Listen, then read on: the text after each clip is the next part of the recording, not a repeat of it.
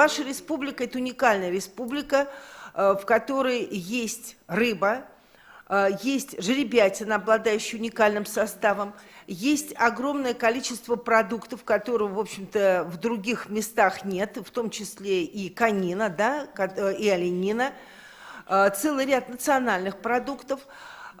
Есть дикорастущие растения, которые тоже используются в традиционных питаниях вашего населения. И на это мы сейчас делаем большой акцент. И я очень благодарна вашему главному диетологу Ульяне Михайловне, нашему большому другу, который нас постоянно подпитывает всевозможной нужной информацией. И итогом этого явились наши методические рекомендации. Мы в них принимали участие, это наша совместная работа, с использованием национальных продуктов, то есть коррекция рационов матерей и беременных женщин с использованием национальных продуктов.